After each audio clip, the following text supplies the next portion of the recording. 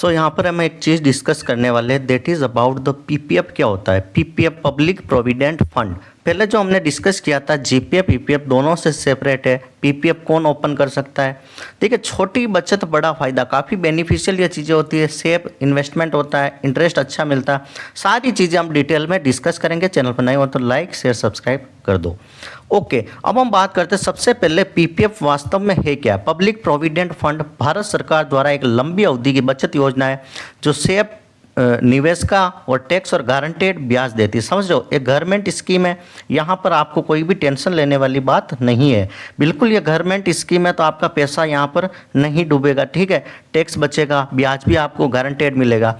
और पीपीएफ सबसे पहले खोल कौन सकता है? जैसे पहले जीपीएफ और ईपीएफ में तो क्या था, सरकारी कर्मचारी या फिर प्राइवेट कंपनी के एम्प्लॉय खोल सकते थे। यहाँ पर पीपीएफ में क्या है, कोई भी भारतीय नागरिक खोल सकता है। नाबालिग खोलना चाहो तो भी अपने पेरेंट्स के आधार पर खोला जा सकता है। काफ़ी अच्छी स्कीम है। क्लियर है ये आपको? कहाँ खोल सकते हैं? डाकघर हो गए, कोई भी बैंक हो गया, एसबीआई, पीएनबी, एचडीएफसी, वॉटेवर, जहाँ चाहो वहाँ पर खोल सकते हो। कम से कम 1 साल का 500 रुपये और मैक्सिमम 1.5 लाख तक का आप यहाँ पर निवेश इन्वेस्टमेंट कर सकते हो। लॉक इन पीरियड क्या होता है? वहाँ पर रिटायरमेंट का था, यहाँ पर 15 साल का है। 5-5 साल आप चाहो तो यहाँ पर बढ़ा सकते हो। ब्याज दर की बात करें तो वहाँ पर भी जीपीएफ ईपीएफ में 7.1% था, यहाँ पर भी 7.1% पर एनम का इंटरेस्ट मिलता है।